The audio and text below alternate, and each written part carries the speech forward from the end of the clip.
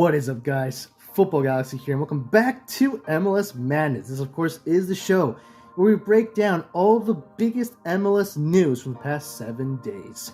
Of course, this show is presented by the MLS Gaming Discord server. It is the ultimate gaming community for all gamers like me who enjoy, who love, or are interested in Major League Soccer. Now, for this week's episode, we have more reports rather than news, but you know what? It doesn't matter because we're still going to break it all down.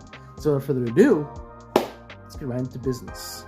So to start things off, we got probably one of the biggest and latest reports coming from the MLS website, which say that Charlotte FC and FC Dallas have made potential MLS record-setting trade offers for DC United and USMNT winger Paul Arriola, sources tell MLSsoccer.com. The offers would be worth around $2 million in general allocation money, with more guaranteed money and potential package than current records. Nothing has been agreed upon with any MLS club at the time of publication. DC United have also received multiple offers from Liga MX Club America, who are keen to sign the winger as well. Nothing has been agreed upon with America yet either. The Athletic's Pablo Maurer reported offers from unnamed MLS clubs, while ESPN's Herculez Gomez and TUDN's Michel Gioni have reported on Club America's chase of Arriola. So this is obviously a very interesting report coming from the MLS media. Of course, Paul Arriola, a player who has played in both Liga MX and MLS, and of course, as we all know from this report, there are 3 teams interested in this winger. This is a massive race for Paul Arriola. Of course, we got FC Dallas and Charlotte FC from MLS trying to get him, and then we got Club America, who has been persistent in trying to get him as well to add him to the team. Now, I'm gonna be talking about this in both perspectives for Dallas and Charlotte, and of course for Club America. As for Dallas and Charlotte, this would be, if either of them get Paul Arriola, this would be a massive signing for both teams. Of course, FC Dallas trying to rebuild, trying to get back their season, like basically building for a comeback season because they definitely needed. All 3 Texas teams were last in the Western Conference in the 2021 season. So Dallas, of course, if they want to be better than Houston Dynamo and Austin FC, then Paul Arriola would be a tremendous and awesome signing for them. And of course for Charlotte FC, the team that's new in MLS, they're still rebuilding, they're still building their roster. Getting Paul Arriola is going to be a heck of a signing. Of course, as we know, they're already building an intriguing roster with many interesting moves, one of which we'll be talking about later on in the episode. But if they get Paul Arriola, that's just going to be a great addition to their attack. And they already have a really interesting talent going on their attack. So if they get Paul Arriola, that's going to be a really good addition to their attack as well. But now moving on to Club America's point of view, and this is coming also from me because I am an America fan, just so you guys know. I think if Club America signs Paul Arriola, it's going to be a really good addition to the team because we definitely need it, especially since America tied their first game of the season versus Puebla, and we should have won that game. We were up by 1 very early in the first half, and then we conceded a goal. And for some reason, we just couldn't score another one, and we ended up tied 1-1. So America definitely needs to work on the attack because we have a good team overall. We have good players. We just really needed a little boost in their attack. So if they get Paul Arriola, I think it would be a really good sign for them as well. But as of right now, of course, everything is in the air. Just like in the article, nothing has been agreed to, nothing has been confirmed. So it raises the question, of course, which team between FC Dallas, Charlotte FC, and Club America, which of those 3 teams will be the one to sign Paul Arriola? Where do you guys think Paul Arriola will go to in his next step in his career? Or do you think he will stay in DC United? Maybe that could happen as well. Tell me your thoughts in the comment section below. Moving on then with Houston Dynamo acquiring Sebastian Ferreira, and according to their website, because this is coming from their website, it is the most expensive signing in club history. So this is probably the most massive signing Houston Dynamo has ever done in club history. And according to their website, they have acquired Sebastian Ferreira as a designated player in a full transfer from Club Libertad Asunción in Paraguay, the club announced today. Ferreira's signing is the most expensive player signing in Houston Dynamo FC history. The transfer will be completed pending receipt of his international transfer certificate and P1 visa. Ferreira, who was signed through the 2025 season with an option for 2026, is the first designated player signed by general manager Pat Onstad and head coach Paulo Nagamura, and is the 13th designated player in club history. The forward joins the Dynamo after 2 years with Libertad, where he won 2 league scoring titles and led the club to the 2021 Apertura Championship last May. So yeah, this is a really massive signing for Houston Dynamo. In fact, probably the biggest one, of course, in the club history. This is something that I think Houston Dynamo definitely needs, considering how they finished up literally dead last in the Western Conference. So I think it's a really big, huge move for Houston Dynamo, especially, of course, as well, since they lost Max Urruti, who signed for Austin FC. I guess you could call Max Urruti Captain Texas, since he's literally playing now for all 3 Texas teams. But that's beside the point, of course. Sebastian Ferreira, the biggest signing in club history. And I think this is a signing that Houston Dynamo definitely needs right now, because besides Dallas, they also need to rebuild if they want to be one of the top teams in Texas. I mean, for crying out loud, they won 2 MLS Cups, and I think the last one was like back in 2007, I think. So it's been more than a decade since they won their last MLS Cup. So if they want to be one of the top teams in Texas, they need to start doing something. They need to go for big stars. And of course, this is a really great step for them. Hopefully, Sebastian Ferreira will deliver and be probably one of the best strikers in Texas, if not in the Western Conference. So we're going to have to see how Sebastian Ferreira will play in Houston Dynamo. But overall opinion, I think it's a really great signing.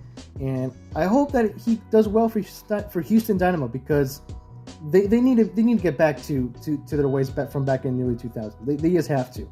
I mean, they haven't won anything for almost a decade. So if they want to get back to their old ways, this is how you do it. You got to bring back stars. You're going to sign big stars and make big moves. And this is just a great signing overall. And hopefully the Houston Dynamo can get back to their ways in the 2022 season with Sebastian Ferreira. Next up, we got Charlotte FC announcing their number 10 player, attacking midfielder Cristian Titi Ortiz, from Club Tijuana on loan through 2022. This is coming from their own website, from charlottefcfootballclub.com, and they say that Charlotte FC announces on this Wednesday, that they have signed Cristian Ortiz from Mexican side Club Tijuana on loan through the 2022 season, with a club option to purchase the player permanently. The move is pending receipt of a P1 visa and ITC. The 29-year-old will occupy an international roster slot on the club's inaugural roster. Ortiz, who goes by Titi, joined Independiente del Valle in early 2020 and played 31 games for Charlotte FC. Head coach Miguel Angel Ramirez. He scored 9 goals and had 6 assists for the Ecuadorian club that season across the domestic league and Copa Libertadores. He went on to score 19 goals in total for IDV before earning a move to Tijuana. So once again, we're seeing Charlotte FC building a very intriguing roster, and now with acquiring their number 10 midfielder, Cristian Ortiz. So they're really building a very interesting team ahead of the MLS 22 season in February. And honestly, at this point, I don't know if they're still going on, because they have acquired a lot of players. As of right now, they have a total of 23 players, of which they got 6 midfielders, 4 goalkeepers, 4 forwards, and 9 defenders. So they have a pretty good number of depth in their positions in attacking, midfield, and defense. So they're building a really interesting team, like I said. But I have a question though, which I'm curious to see what you guys think. Do you guys think that Charlotte FC can break the curse of the expansion teams? Because think about it. Ever since FC Cincinnati joined the league, most of the expansion teams have not been doing well in their first season. Of course, we got Cincinnati, who unfortunately is considered to be one of the biggest jokes in the league. No offense, of course, to Cincinnati fans out there who are watching. Nashville SC didn't do so hot in their first season, even though they did reach the playoffs and beat Inter Miami, their expansion team brothers. They still didn't really finish all that well. Of course, we got Inter Miami, the second team who has been struggling the most, besides Cincinnati and Nashville. Of course, they're rebuilding as well, and they even signed a new player, which we'll talk about later in the episode. And then, of course, let's not forget 2017 Minnesota United, they were just absolutely terrible. I mean, Atlanta United completely surprised the heck out of the league, but Minnesota United, the same team that got an expansion side in the same year, they did absolutely terrible. Of course, they are rebuilding, they're being better, they're being a more worthy opponent in the Western Conference. But as for the Eastern Conference, with the likes of Nashville SC, Inter Miami, and FC Cincinnati, of course, those three teams have not had as much success as Atlanta United back in 2017. So that's the question. Do you guys think that Charlotte FC will break the curse of Eastern expansion teams and actually be a successful expansion team in the 2022 season? Let me know in the comment section below. Next up, we got Sporting Kansas City announcing the signing of 20-year-old German youth international center back Robert Voloder. This is coming from the Sporting Kansas City website, and according to them, they have announced that the club has required Robert Voloder, a 20-year-old German youth international center back, in a transfer from NK Maribor in the Slovenian First Division. Voloder has signed a 3-year MLS contract through 2024 with an option for 2025 and will occupy an international spot on Sporting's roster pending receipt of his international transfer certificate and P1 visa.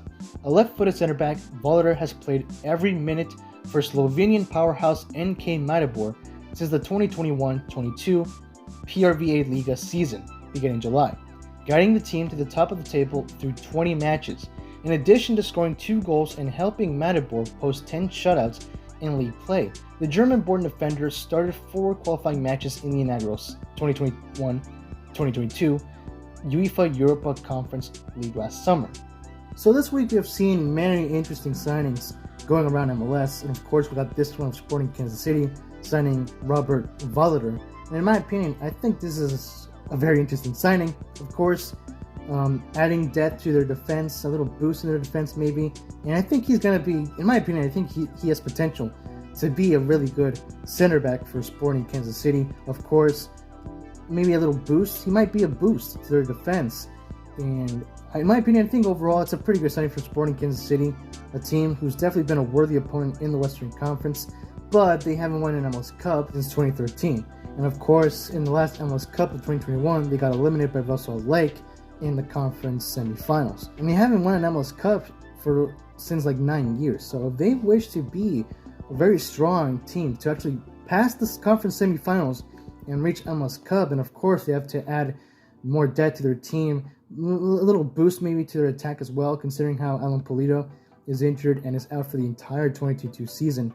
So they definitely need to boost their attack in my opinion, but defense as well. Defense is a very important part, of course, of any team, of any football team around the world. So it's a really good addition to their defense, and hopefully he can help Sporting Kansas City in reaching further in the MLS Cup if, of course, they do qualify for the MLS Cup playoffs this season. But let me know in the comment section below what you guys think of Sporting Kansas City signing this German, 20 years old by the way, so not that old, also not so young. So it's a pretty good age for a signing. So tell me what you guys think of Sporting Kansas City signing Robert Voloder. Do you think he's going to be successful with the team, or do you think he's going to take a while to set in? Tell me your thoughts in the comment section down below. Following up, we got Inter Miami announcing the signing of Colombian winger Emerson Rodriguez, and this is coming from the Inter Miami website, who announced on Wednesday, January 19th, that they have signed Colombian winger Emerson Rodriguez from Colombian top-flight powerhouses Millonarios Football Club with a contract through the end of the 2025 Major League Soccer season, with a club option for 2026. Rodriguez joins Inter Miami as part of MLS's U22 initiative and adds attacking threat to the first team ahead of the club's third MLS season. The 21-year-old, who will occupy an international roster slot, joins the club pending receipt of his international transfer certificate, or ITC, and P1 visa. And this is a quote coming from Inter Miami Chief Soccer Officer and Sporting Director Chris Henderson. Emerson is an exciting, dynamic, young talent that we are excited to welcome to Inter Miami. His quality reinforces our team's attack to help us achieve our goals this upcoming season. So besides Charlotte FC building a very intriguing roster ahead of the 2022 season, we also got the hands of Inter Miami, who has also been rebuilding their team ever since Phil Neville put the reset button in the team. In fact, he even made a quote saying that this wasn't even a team to begin with. So obviously, ever since the 2021 season ended for Inter Miami, they've been consistently rebuilding their team, acquiring new players and dumping the players that they don't need and that they were bad, which is obviously really good moves from the manager. And once again, we got a new signing for Inter Miami, Emerson Rodriguez, another South American talent. But here is the thing though. Ever since Inter Miami joined the league, they were pretty much consistent of South American talents. Mainly the player that many people were talking about at the time, which was Matias Pellegrini, who we really did not see much, and also he wasn't so good for the team. In fact, during the whole Blaise Matuidi conflict scandal going on about the roster moves and everything with the league rules and with the roster moves, there were rumors saying that Inter Miami were planning on dumping Pellegrini so that way they could keep Matuidi. Of course, they did end up keeping Matuidi, but right now he has left the club for obvious reasons, of course, not being one of the best players in the team, even though he's a run-out player in Europe. But yeah, again, ever since Inter Miami hit the reset button, they've been building a pretty intriguing roster so far, adding new players, also from South America, and once again, recently, of course, Emerson Rodriguez, a South American rookie maybe, and a winger, so they're adding more depth to their attack, which they do need, considering how Higuain, this could be his last season with the club. Technically, we're still yet to see if he really does sign for 2023, but in my opinion, I think this could be his last season. But Inter Miami definitely needs to boost their attack, because Higuain cannot do it all, man. Like, you cannot depend on Higuain all the time, and not in every single game as well. So I think adding more younger talent to the team, specifically, of course, attacking, I think it's a really good move for Inter Miami. And I think we might be looking at a potential South American prospect in MLS with Emerson Rodriguez. But I want to hear your guys' opinion, though. What do you guys think of Inter Miami signing this Colombian rookie and possibly South American prospect, Emerson Rodriguez, to their attack? Do you think he will be a really good addition to their attack? Do you think he will be one of the top prospects, South American prospects in MLS? Or do you think that he just might end up being the next Pellegrini and not do so good with the team? Tell me your thoughts in the comment section below. Next up, we got LA Galaxy signing free agent goalkeeper Richard Sanchez, and this is coming to us from the LA Galaxy website, who announced this signing on Tuesday. The LA Galaxy today announced that the club has signed free agent goalkeeper Richard Sanchez to a one-year contract through the end of the 2022 MLS regular season with a club option for 2023. Sanchez, who is 27 years old, joins the Galaxy, having played last season with North Texas SC, where he made 19 appearances, which all of them were 19 starts, and registered 4 shutouts during the 2021 USL League One regular season.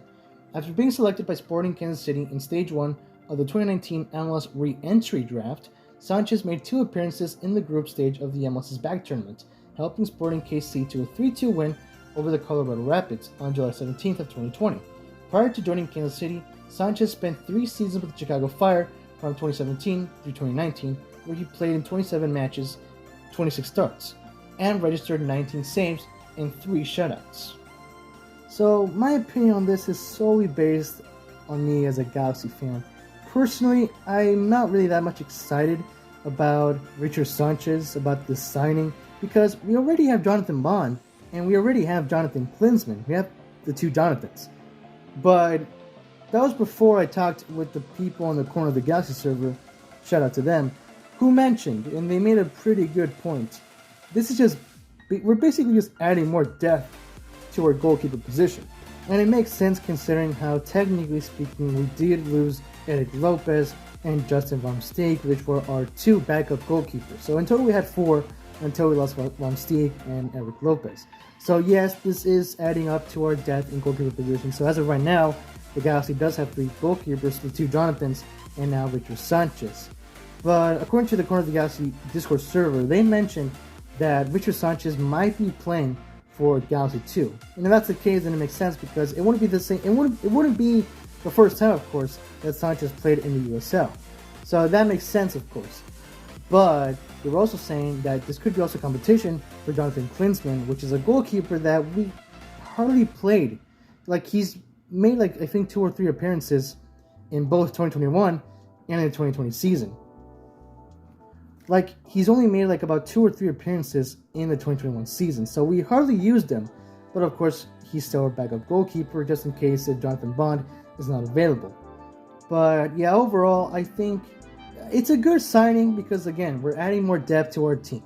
But I think what many of us Galaxy fans are expecting right now, considering the performance that we did back in the 2021 season, is that we're basically waiting for exciting and good signings that we need.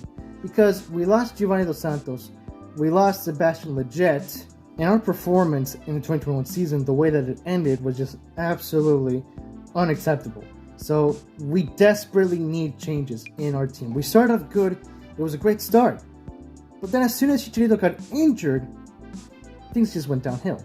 And we screwed it up big time by missing the playoffs literally right behind freaking Real Salt Lake. So it was a freaking disaster. Unacceptable. So we desperately need we need big moves, and we need to sign players to add up our depth, specifically in the midfield, and technically in the attack, since we only have Chicharito and Dejan Joveljic as strikers. So I think that's why, in my opinion, that's why most Galaxy fans, because I'm not the only one who was not so happy about this signing.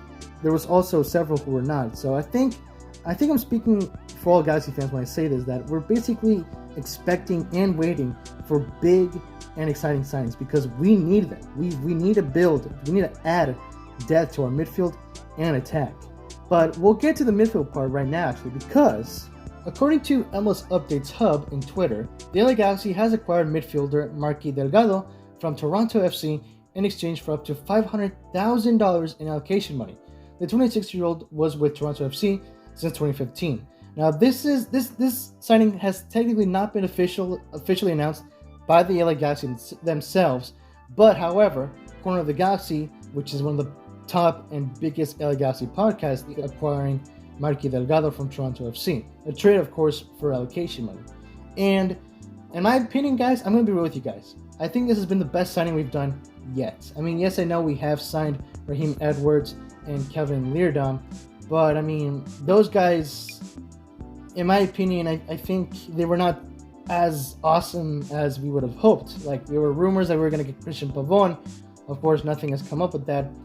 And instead, we got Raheem Edwards, who was a former LAFC player. And that was kind of disappointing, because when we had Hamalainen, he is also a former LAFC player, and he didn't do much for the team. So it's like, did we not learn our lesson there? But besides those two signings, in my opinion, I think this has been the best signing so far for the Galaxy. Again, we're adding more depth to our midfield, which is something that we really, really need, considering how we lost two good midfielders. Jonathan Dos Santos, of course, being the best midfielder we had, and one of the best players in the team. And of course, the boy Sebastian Ferreira, who has moved to New England Revolution. So I think this is a really good signing for the LA Galaxy. And again, in my opinion, I think this is one of the best signings we've done so far in the offseason.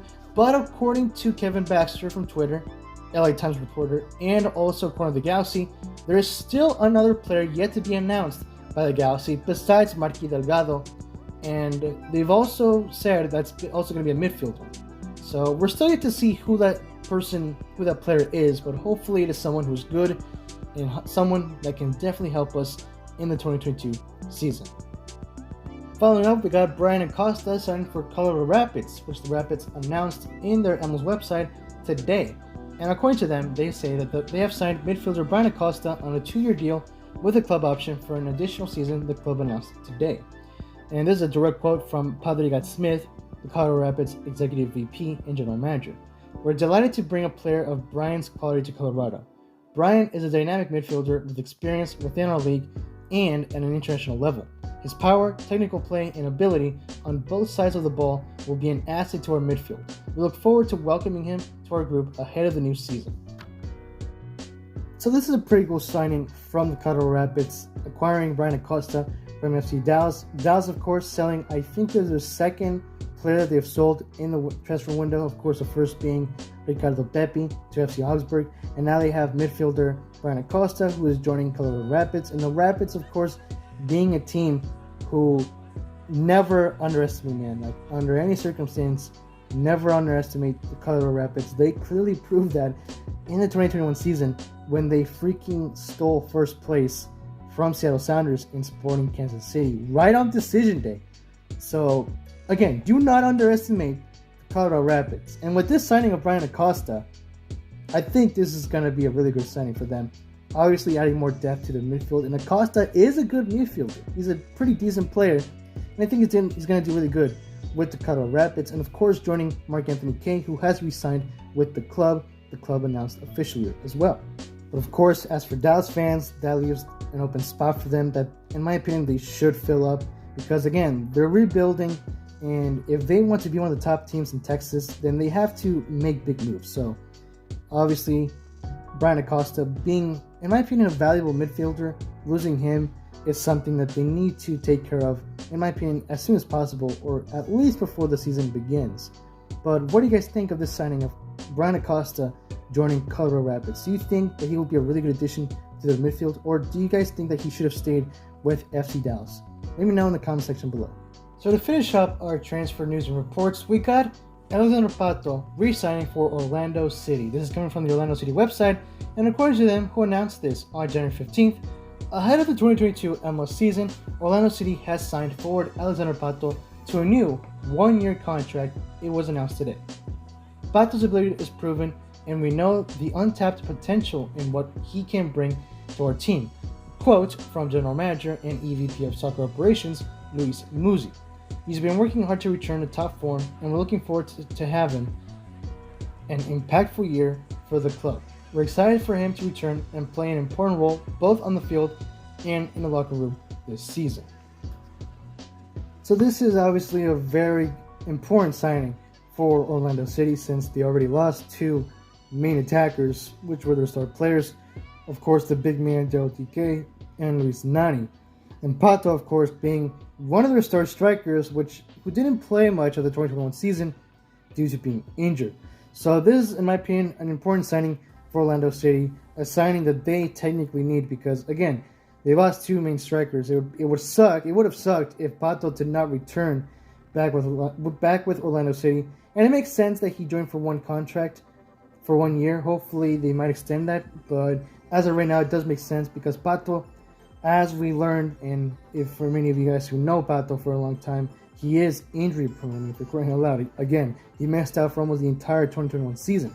So it wouldn't, in my opinion, it would have not made sense if he had left Orlando City in 2022 because one, again, he missed most of the season, and two, he's better now. He's no longer injured. If he was still injured, then yes, it would have made sense if Orlando did not re-sign him. But he's no longer injured now. He's good to play again. So yeah, it makes sense, and I think it's a very good move from Orlando of re-signing their star striker, which we did not see much of him in 2021, and hopefully he does have a better year, a recovery year in the 2022 season.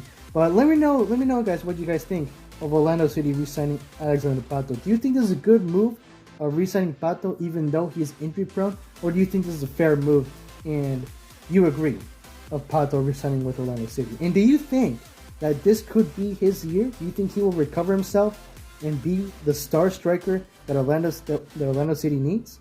Let me know in the comment section below. Moving along, we got a very interesting report coming to us from Austin's11 from Instagram, and he reports that Austin FC have another international friendly coming up this season. Last season, Austin FC hosted Liga MX powerhouse Los Tigres of Liga MX. This season, they will host two-time Liga MX title winners Atlas FC on February 16th. This match will be played 10 days before Austin FC kicks off the 2022 campaign against FC Cincinnati.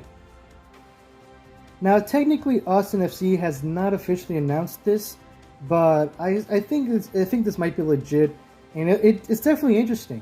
Again, this is going to be the second time that Austin FC is going to be facing a Liga MX championship, and as you saw, and if you guys read from the screen, it says that it will be played obviously at their home stadium at Q2 Stadium on Wednesday, February 16th at 8 p.m. Central Time. And with all that being said, there goes the question: do you guys think Austin FC could beat Atlas FC, the recent new Liga MX champions? In my opinion, I kind of don't think so. I'm going to be honest with you guys. I honestly don't think Austin FC is going to beat Atlas because, I mean, for crying out loud, one, Atlas won second place in the whole Liga MX. Two, they freaking won the league. And three, Austin FC finished second to last place in the Western Conference. And even though they haven't done much in the transfer window, I'm not expecting them to win against Atlas FC. That's my honest opinion. But I could be wrong. Maybe they could prove me wrong. Maybe Austin FC might be able to beat Atlas. But what do you guys think? Do you guys think that Austin FC could defeat Liga MX champions Atlas FC? Let me know in the comment section below. And now it's time to sit back and relax as we sit in our gaming chair because we got to talk about EMLS news. So on January 16th, Goal Machine won his very first EMLS League Series 1 trophy, and this was in his debut season. So Goal Machine and Toronto FC claimed the first trophy of the 2022 EMLS season of League Series 1 presented by Coca-Cola. And as you can see, the top 8 players of EMLS advanced to the playoffs of League Series 1. We got Goal Machine representing Toronto FC, Dualstar representing New York Red Bulls, Alexander representing Sporting Kansas City, Joksan also making his debut representing Nashville SC, Lamps representing Minnesota United. I think that's also his debut season. I'm not so sure about that. Paulo Neto returning back to EMLS representing Atlanta United. King CGO also coming back representing DC United. And George Adabu making his debut with Houston Dynamo, even though he did win EMLS back in 2019. And as you can see, of course, these were the results of the semifinals. Goal Machine beating Dulsta, Joksan beating Alexander, Paulo Neto beating Lamps, and King CGO beating George Adamu. And then in the quarterfinals. And then in the semifinals, Goal Machine defeated Joksan and Paulo Neto defeated King CGO, which the final was, of course, Goal Machine defeating Paulo Neto and winning League Series 1 in his debut season in EMLS for Toronto FC. So a big congratulations to Goal Machine. If you're watching, bro, congratulations, bro. And I'm curious to see if he will do a double with League Series 2. And speaking of League Series 2, it is coming up in 5 days as of tomorrow. So League Series 2 qualifiers begins on January 25th through the 26th at 6 p.m. Eastern Time, 3 p.m. Pacific Time. And each player plays 12 qualifier matches. The top 8 advance to the single elimination tournament, just like how we saw in League Series 1. And the prize pool is up to $20,000.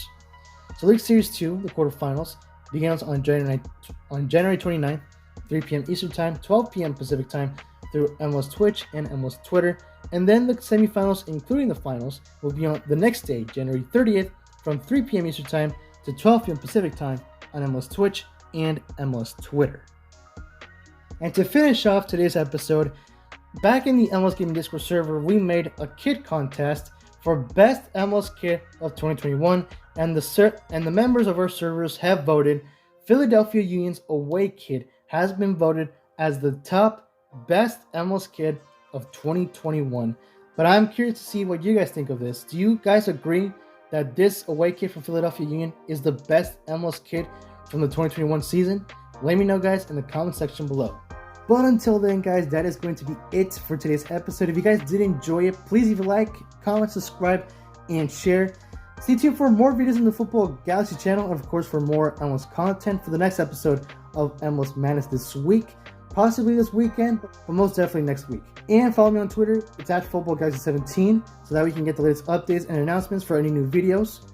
And join the MLS Gaming Discord server. Again, it is the ultimate gaming community for all gamers who play any games who are also fans of Major League Soccer. This is the server for you. The link is in the description below. But of course, until then, again, thank you so much, guys, for watching. Subscribe for more MLS content, for more MLS Madness episodes. And until then, have yourselves a great Galaxy night.